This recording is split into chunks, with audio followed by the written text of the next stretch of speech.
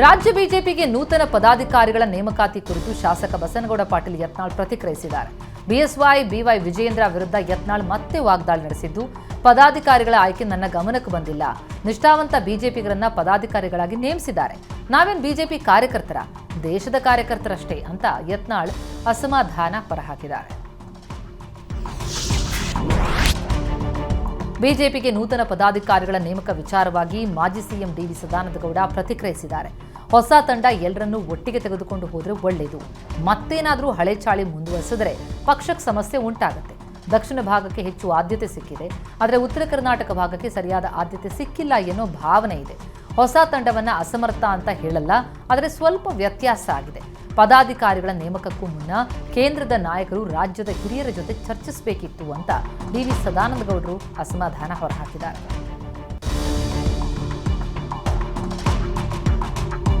ಕಾಫಿನಾಡು ಚಿಕ್ಕಮಗಳೂರಿನಲ್ಲಿ ದತ್ತ ಜಯಂತಿ ಕಾರ್ಯಕ್ರಮ ನಡೀತಾ ಇದ್ದು, ವಿಪಕ್ಷ ನಾಯಕ ಆರ್ ಅಶೋಕ್ ಕೂಡ ದತ್ತಮಾಲೆ ಧರಿಸಲಿದ್ದಾರೆ. ಸಂಜೆ ಚಿಕ್ಕಮಗಳೂರಿಗೆ ಆರ್ ಅಶೋಕ್ ಪ್ರಯಾಣ ಬೆಳೆಸಲಿದ್ದು, ನಾಳೆ ಮಧ್ಯಾಹ್ನ 2 ಗಂಟೆಗೆ ಮಾಲೆ ಧರಿಸಲಿದ್ದಾರೆ. ಬಳಿಕ ಅದ್ದೂರಿ ಶೋಭಾಯಾತ್ರೆಯಲ್ಲೂ ಆರ್ ಅಶೋಕ್ ಭಾಗಿಯಾಗಲಿದ್ದಾರೆ. ಚಿಕ್ಕಮಗಳೂರಿನ ಕಾಮಧೇನು ಗಣಪತಿ ದೇವಸ್ಥಾನದ ಬಳಿ ಶೋಭಾಯಾತ್ರೆ ನಡೆಯಲಿದೆ.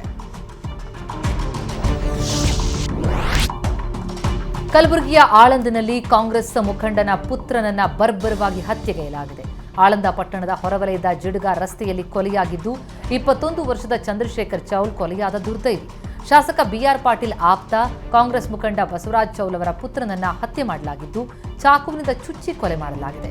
ಆತನ ಸ್ನೇಹಿತರೇ ಕೊಲೆ ಮಾಡಿರುವಂತಹ ಶಂಕೆ ವ್ಯಕ್ತವಾಗಿದೆ. ಆಳಂದ ಪೊಲೀಸರು ಕೊಲೆ ಪ್ರಕರಣ ದಾಖಲಿಸಿಕೊಂಡು ಆರೋಪಿಗಳ ಬಂಧನಕ್ಕೆ ಬಲೆ ಬೀಸಿದ್ದಾರೆ. ಕೊಪ್ಪಳದ ಅಂಜನಾದ್ರಿ ಬೆಟ್ಟದಲ್ಲಿ ಹನುಮಮಾಲಾ ವಿಸರ್ಜನೆ ಆರಂಭ ಆಗಿದೆ. ನಿನ್ನೆ ಮಧ್ಯರಾತ್ರಿಯಿಂದಲೇ ಹನುಮಮಾಲಾ ವಿಸರ್ಜನೆ ಆರಂಭ ಆಗಿದ್ದು, ನಾಡಿನ ವಿವಿಧೆಡೆಯಿಂದ ಆಗಮಿಸಿದ ಹನುಮಮಾಲಾಧಾರಿಗಳು ಮಾಲೆಯನ್ನ ವಿಸರ್ಜನೆ ಮಾಡುತ್ತಿದ್ದಾರೆ. ಹನುಮಮಾಲಾ ವಿಸರ್ಜನೆಯ ಹಿನ್ನೆಲೆ ಅಂಜನಾದ್ರಿ ಬೆಟ್ಟದ ಸುತ್ತ ಬಿಗಿ ಪೊಲೀಸ್ ಬಂದೋಬಸ್ತ್ ಕೈಗೊಳ್ಳಲಾಗಿದೆ. ಐಎಎಸ್ ಅಧಿಕಾರಿಗಳ ವಿರುದ್ಧ ಕೆಎಎಸ್ ಅಧಿಕಾರಿ ಸಿಎಂಗೆ ದೂರು ಕೊಟ್ಟಿದ್ದಾರೆ. ಆನೇಕಲ್ನ ತಹಶೀಲ್ದಾರ್ ಶಿವಪ್ಪ ಲಮಾಣಿ ಐಎಎಸ್ ಅಧಿಕಾರಿಗಳ ಕಿರುಕುಳಕ್ಕೆ ಬೇಸತ್ತು ಮುಖ್ಯಮಂತ್ರಿಗಳಿಗೆ ದೂರು ಕೊಟ್ಟಿದ್ದಾರೆ.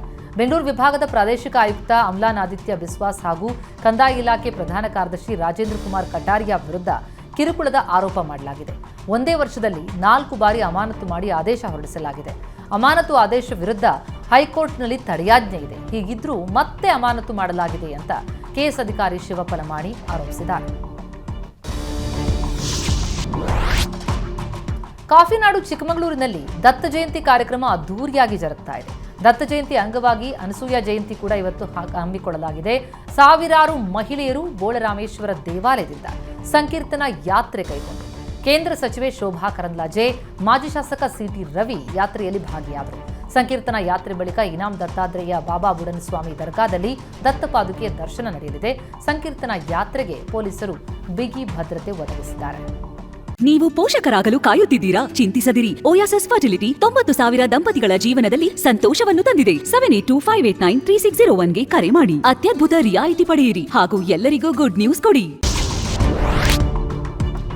ಮಲ್ಪೆ ಮೀನುಗಾರಿಕೆ ಬಂದರಿನಲ್ಲಿ ಬಲರಾಮ್ ಪರ್ಸೀನ್ ಬೋಟಿನವರಿಗೆ 400 ಕೆಜಿ ತೂಕದ ಬೃಹತ್ ಗಾತ್ರದ ಮೀನು ದೊರೆತಿದೆ.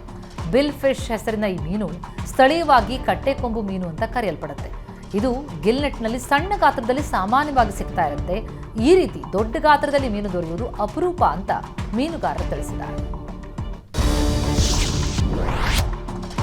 ಪುನೀತ್ ಕೆರೆಹಳ್ಳಿ ವಿರುದ್ಧ ಮತ್ತೂ ಒಂದು ಎಫ್ಐಆರ್ ದಾಖಲಾಗಿದೆ.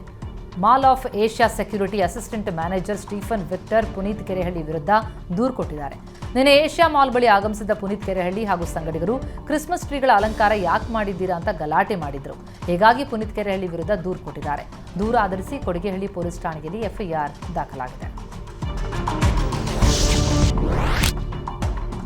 ಗೊತ್ತಿಲ್ಲದೆ ರೈಲಿನ ಮೂಲಕ ಮಧ್ಯಪ್ರದೇಶ ತಲುಪಿದ್ದ ಬಾಗಲಕೋಟೆ ಮೂಲದ ಅಜ್ಜಿ ಅಧಿಕಾರಿಗಳ ಸಹಾಯದಿಂದ ಕೊನೆಗೂ ತನ್ನ ಊರು ಸೇರಿದ್ದಾಳೆ. ಚಿತ್ರಬಾನುಕೋಟೆ ಗ್ರಾಮದ ತಾಯವ್ವ ರೈಲಿನ ಮೂಲಕ ಮಧ್ಯಪ್ರದೇಶ ತಲುಪಿದ್ರು. ಮಧ್ಯಪ್ರದೇಶದ ಮಾಂಗಂಜ್ನ ರಸ್ತೆಗಳಲ್ಲಿ ಅಲೆದಾಡ್ತಾ ಇದ್ದ ಅಜ್ಜಿಯನ್ನ ಸ್ಥಳೀಯರು ಸಖಿ ಕೇಂದ್ರಕ್ಕೆ ಸೇರಿಸಿದ್ರು. ಕೊನೆಗೆ ಮಧ್ಯಪ್ರದೇಶ ಅಧಿಕಾರಿಗಳು ಬಾಗಲಕೋಟೆ ಸಖಿ ಕೇಂದ್ರದ ಅಧಿಕಾರಿಗಳನ್ನು ಸಂಪರ್ಕಿಸಿ ಅಜ್ಜಿಯನ್ನ ಬಾಗಲಕೋಟೆಗೆ ಕರೆತಂದಿದ್ದಾರೆ. ಪೊಲೀಸರು ಮತ್ತು ಸಖಿ ಕೇಂದ್ರದ ಸಿಬ್ಬಂದಿಯ ಪ್ರಯತ್ನದಿಂದಾಗಿ ಅಜ್ಜಿ ಮರಳಿ ತಮ್ಮ ಕುಟುಂಬ ಸೇರಿಕೊಂಡಿದ್ದಾರೆ.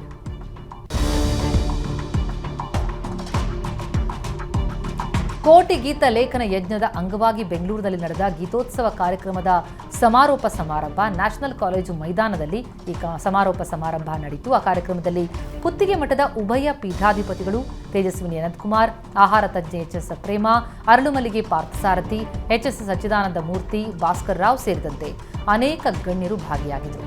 ಕಾರ್ಯಕ್ರಮದ ಅಂಗವಾಗಿ ಭಗವದ್ಗೀತೆಯ ಕುರಿತಾಗಿ ವಿವಿಧ ಸ್ಪರ್ಧೆಗಳನ್ನು ಏರ್ಪಡಿಸಲಾಗಿತ್ತು.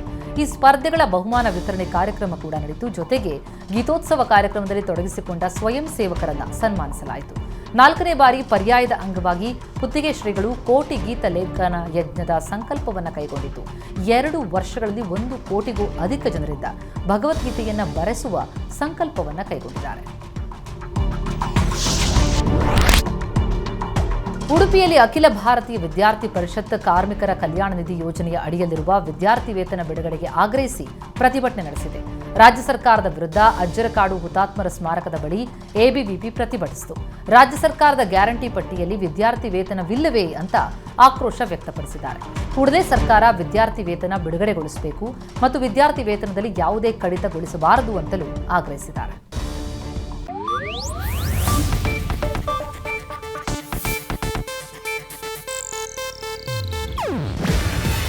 ಇದು ಏಷ್ಯಾನೆಟ್ ನ್ಯೂಸ್ ನೆಟ್ವರ್ಕ್ ಪ್ರಸ್ತುತಿ. ನೀವು ನೋಡ್ತಿದ್ದೀರಾ ಏಷ್ಯಾನೆಟ್ ಸುವರ್ಣ ನ್ಯೂಸ್.